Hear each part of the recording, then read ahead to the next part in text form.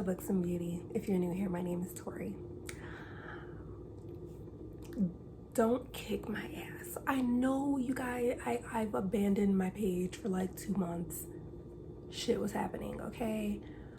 And I swear I recorded a reading recap video for March and April that somehow got deleted, and I swear I will go back and re-record those so you guys know what books I've been reading, because I'm pretty sure I am over 80 books, and then in 5 days I'll be at my 1 year of reading with 365 days straight, 1 year straight of reading every single day. But my bad, I'm sorry, okay? So I wanted to come back in because this book,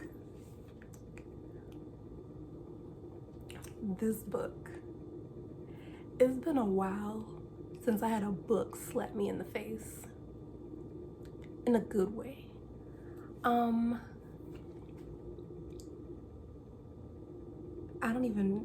Okay, so this is called Hate Me. It's a dark bully romance by Jade. And I'm gonna be honest with you, I don't know what made me read it because the synopsis is very short. This is the synopsis here. I'm the whispers in the dark you can't ignore, the bully you can't run away from. I'm the tormentor who makes your life a living hell, the villain you love to hate. I'm the vicious monster sleeping in the next room, the one who knows all your secrets, and I'll stop at nothing to make you pay. And then now there's a warning. So it says this book is recommended for mature readers due to graphic language, sexual content, and dark elements. This book is not a safe read. Do not take those words lightly. Now, there's not a list of trigger warnings.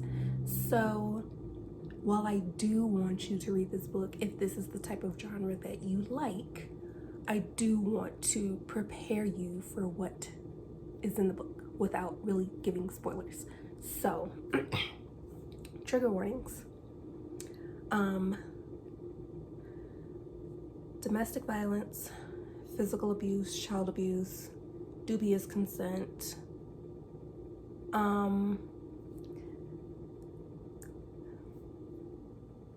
animal abuse, mutilation, blood, murder,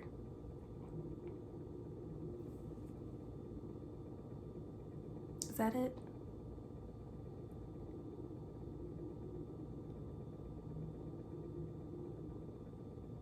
I don't want to say that. You're gonna find out is in the beginning of the book, inappropriate relationship. But yeah, I don't know what made me read this book because, like I said, the synopsis doesn't really give you much. It might have just been the cover, because I'm not gonna lie to you, the guy on the cover is kind of hot. But yeah, so I'm gonna give my rating and then I'm gonna talk about the book. So first of all, I'm rating this 5 stars off rip on the drama alone. The drama, the chaos. Actually, let me try to give you a little bit more insight so that you actually do want to read it, because like I said, it doesn't really give you that much. We have this girl, we have our main character Aspen, and then you have the love interest Knox. So I'm just gonna say, bitch, it starts off with chaos. You're gonna hate the entire fuck out of him. In the beginning, I mean, the book is called Hate Me. You're gonna hate him.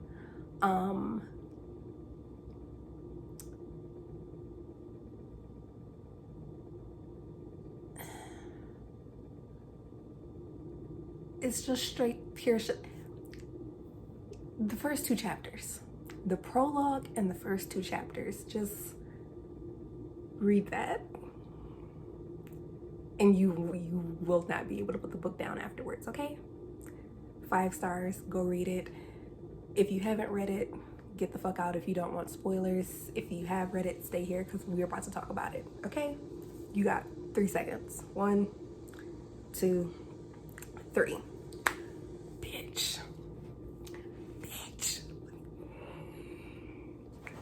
Yo.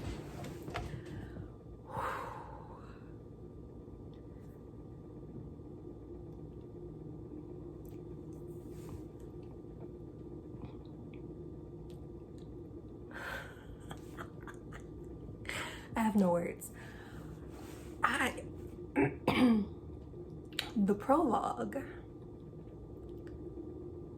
I appreciate the prologue for giving this insight into Knox's and Aspen's, you know, the background of their relationship. And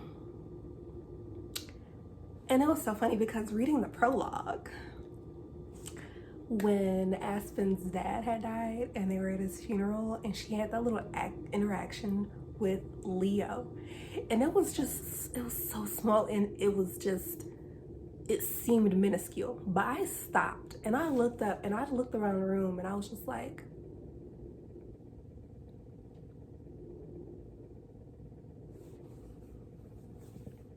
that's weird, that's suspicious. I didn't want to jump the gun, but I was just like,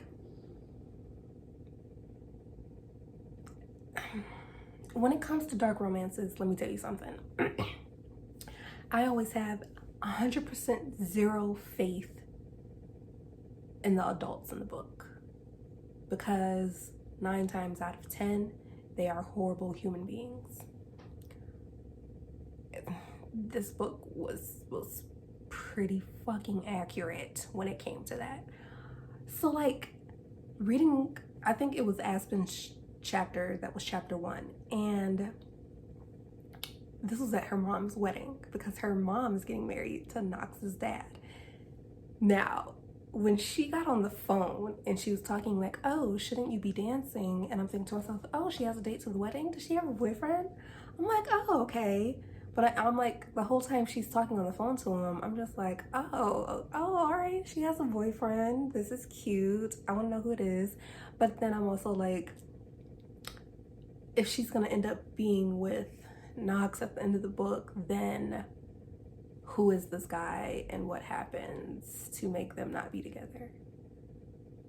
So like, it threw me off, first of all, at the fact that Aspen's mom was getting married to Knox's dad, because I was just like, bitch, we only on chapter 1 and it's already messy as fuck. But then we get to chapter 2 from Knox's point of view, and he's like, oh, Aspen's in the car fucking my uncle Leo. Bitch, what? I was not prepared. I was not prepared, okay? Ew. Ew. And there's just so many elements of ill to that entire relationship. The fact that Aspen tells us that the day of her dad's funeral was when she had sex with Leo and lost her virginity. So that's ill number 1. Ill number 2 is the fact that Leo is fucking married and his wife has ALS. And so they're just sneaking around. Like, fucking ew. Ew. Ew. Disgusted is not the word. Like, ew. And it was just, I don't know. I just, from that first not the first interaction, but from that interaction between Leo and Aspen at the funeral, when I think he like touched her face or something and they were just staring at each other, just from that interaction, I had already determined I did not like Leo. Now Knox, just from the prologue, I wanted to beat Knox's ass. But when we get to talking about how everyone thinks that he murdered his mother, my first thought was maybe he did do it because, like I said, 9 times out of 10, the adults and the parents in these dark romances are always heinous. So I'm thinking to myself, maybe he did do it. Until I'm like reading these interactions of Trenton, Knox's dad, and everyone else. How he just seems very controlling. He wants everyone to have breakfast and dinner together. And he just seems like such a douchewad. And it was right then where I was just like, Knox didn't do it. Knox didn't do it. Trenton did. So I was happy that I figured that part out. But like, so much happened in this book. Like, I don't understand why the two girls, Tracy and Stacy, I don't understand why they tried to set Aspen up to be raped by was it Ken? I that's the part that I'm still not understanding, because it's not like Aspen had beef with them. It was just, you know, Aspen stayed to herself. Stacy and Tracy, they were popular. They were with the popular crowd. And like, Aspen wasn't an outcast. She was just, you know, she stayed to herself in her little corner. So I'm just not understanding why they would try to do that. Like, what purpose did it serve? Now, Knox's get back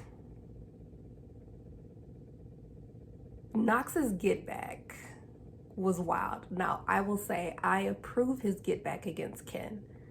That was disgusting, but it was deserved, and I approve. Now, his get back against Tracy and Stacy, I don't want to say over the top. I feel like he could have done something else, but yeah. The revelations in this book was astounding, because like, when I was getting suspicious about Aspen, because when I think Trenton had asked her something and she's like, oh, I'm studying with Violet tonight. But, you know, she was seeming antsy. So I'm thinking, oh, she's going to go meet with Leo. But then when she was texting Leo, she told Leo that she was studying with Violet. And I was like, bitch, do you got another man? I was so confused. But then I'm like, oh, bitch, you're stripping? You're a stripper? I was not prepared. I was not prepared. And let me tell you something. She's a good one, because if I was Aspen, I would have beat my mama's ass for stealing over $7,000 out of my bank account. I would have beat her fucking ass to throw a fucking party that wasn't even necessary. I would have beat her fucking ass. Like, there's no way. There's no way. It's the adults in the dark romances be fucking trash, okay? Now, I don't even know where to go from here. I thought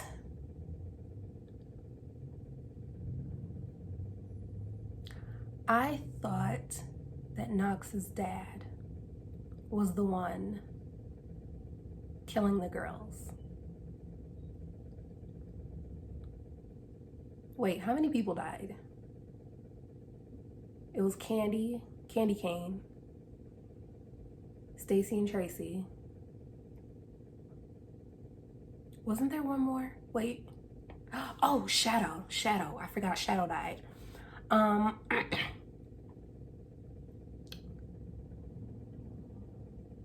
I really thought that Knox's dad was behind it. But finding out that it was Leo blew my fucking mind, because I was like,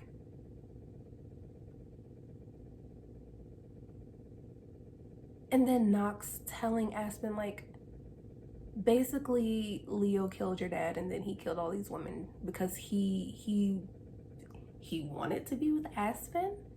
And I guess he didn't want anyone interfering. He didn't want anybody finding out that I don't know. It's just like, okay, I remember that part. Knox saying that I guess Leo was trying to frame him so that he wouldn't tell about Leo being the one who killed Aspen's dad. I think that's what it was. But it's just fucking ill because it's like, you've known her since she was a child. You were her dad's best friend. Like, you're fucking sick. Like, I wish that it's dark, I get it.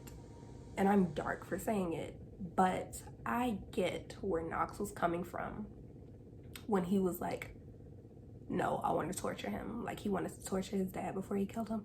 I totally fucking get that because he was a horrendous fucking person. Like, all of the horrendous shit that he did, the killing of the animals, first of all, because, and then you feed killing the lizard and then cooking it and serving it to your son. That is some dark shit. That is some heinous shit. Like,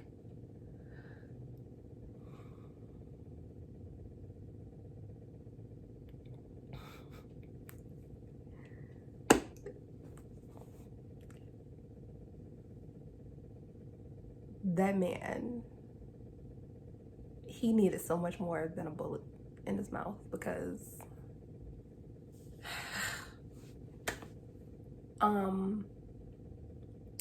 that's the other thing that I feel like the book didn't give closure on. But I feel like it makes sense though, because I feel like there would not have been a way for Knox or Aspen to bring up the murders of those girls to the police once they killed Trenton, Leo, and Aspen's mom, whose name I can't remember and I don't really give a fuck. But I feel like there wouldn't have been a point. Like, I wish we could have had some type of closure from that, but I feel like there wouldn't have really been a point because I feel like had they brought it up and then they found the fingers, then they probably would have been looking at Knox as a suspect, but then they also would have looked at him as a suspect regarding the murders of those 3 adults. So it's like, I get it, but also I kind of needed like some actual closure from that. So yeah, I guess whatever.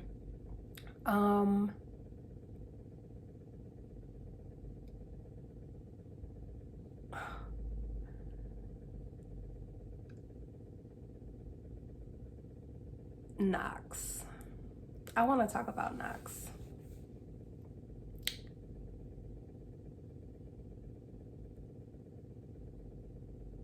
Do I think he should have joined the army? No. I feel like he just needed some extensive therapy. But also, like he said, he wasn't sure what he wanted to do with his life at the time and they had just graduated. So I understand him thinking that that was his only path that he needed. I actually loved the letter that he wrote to Aspen saying like, yes, I'm doing this for me, but I'm also doing this for you. Like, I need to come back when I'm better, and I'm not better right now. And I think it's amazing that he can acknowledge that about himself. Like, he was able to say, like, I'm not in the best place right now to be with you, even though I want to. Like, it's not the right time right now. And I think that that's great. And I think that, like, I don't love Knox. I don't. But I really, really do like him. It was just the way that he went about things, I think, is what stressed me out. Because when he dragged Aspen to his aunt's house and told her that Aspen was having an affair with Leo, I was just like, nigga, what? Why would you say that to her? Like, and I get it. He wanted that shit to be dead. He already knew that Leo was behind killing Aspen's dad at that time. And I'm just like, was that really the way to go about it? Let's talk about the auntie though, because Aspen came in the house and Aspen goes over and she's just like, Leo killed my dad. And then Aspen goes and gets a knife, and the aunt basically like using her facial feature, like blinking, to tell Aspen where Leo was, because she knew that Aspen was about to kill him. And then not just that, when freaking Knox showed up minutes afterwards and using her eyes again told him where Leo was, like she knew that he was about to die, and she can't speak, so obviously, but like she was okay with it.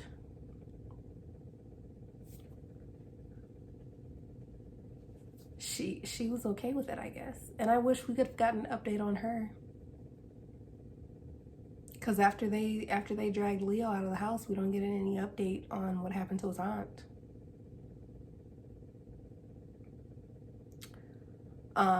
You know, one of the things that I loved about this book,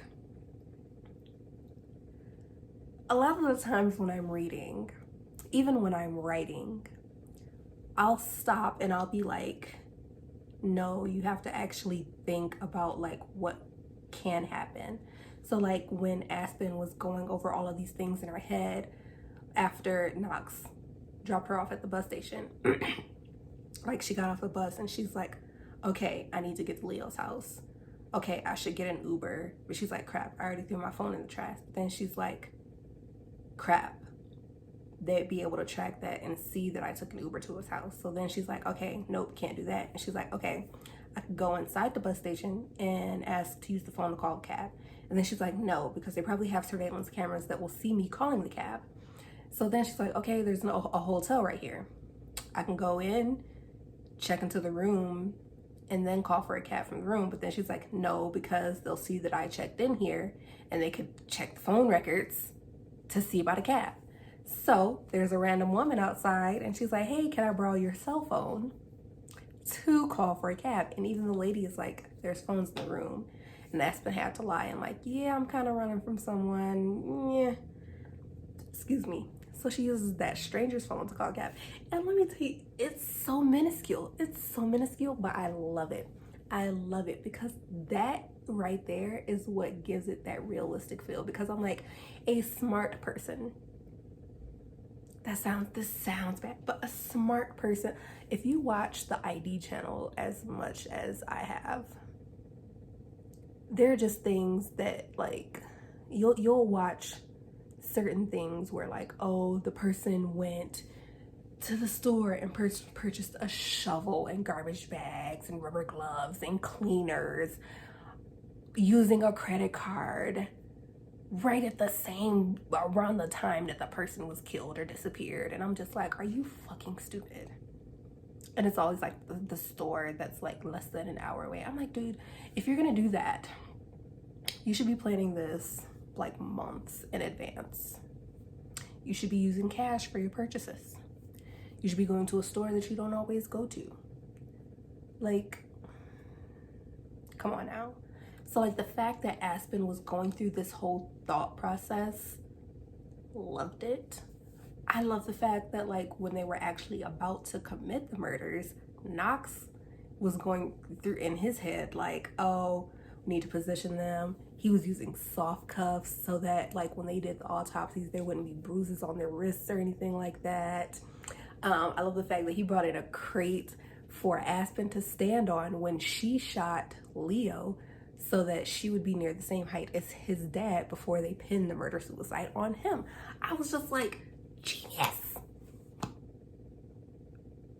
Genius. And I love the fact that the author wrote it like that, because like, if you're about to do something so felonious and heinous that you can definitely go to prison for, like, think that shit through.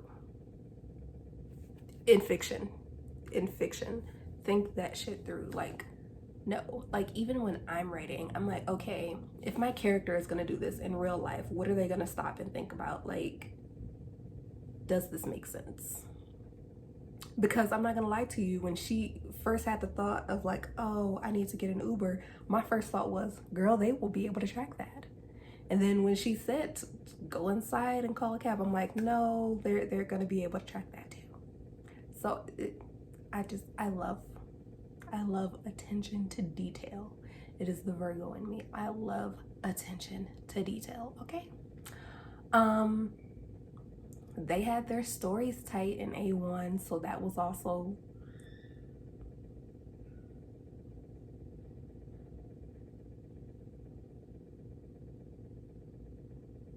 Did you hear that? Screaming. I'm back in an extended stay, y'all. Anywho,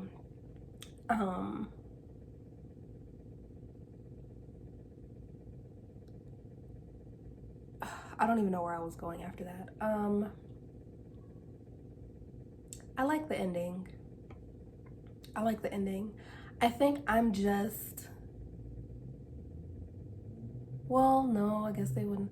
I think I was just nervous at the fact that, like, I'm like, okay, if they get together, like, I know they aren't gonna be in the same state or the same place of where they were before. So I'm like, if they, you know, end up being together and getting married and all of that stuff, like, are the cops gonna be looking at that suspiciously? But I'm like, okay, that happened 4 years ago and they're not in the same place, so maybe they wouldn't be looking at that. But if it was deemed a double murder suicide, then they wouldn't have to be looking at that in the first place, I guess. I don't know. That's just how my brain works. I was just like, what are the cops gonna think about you guys getting together when you guys said that it wasn't serious before? But I don't know. But no, him showing up at her graduation in his little army fatigues was adorable. Yeah, no, honestly, I feel like they both still need some therapy because, bitch, what?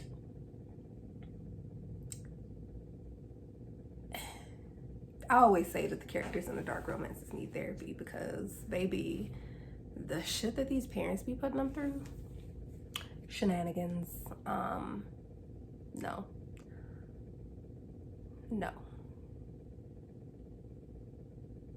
I don't know. I love the book though. It was so fucking chaotic. It was so chaotic. There were so many times that I just had to stop and put the book down because I was like, what is happening? And I love books like that so much. But that is all that I really have to discuss regarding this book, I guess.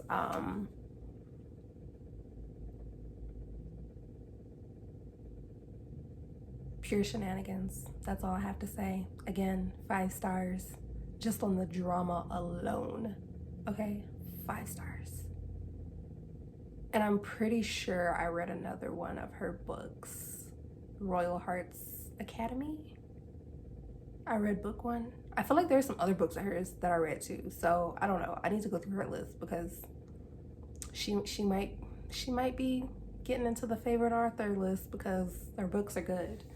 But that's all I got for that right now. But I hope you guys read it. I hope you guys enjoyed it. If you did read it already, that's it. I'm done.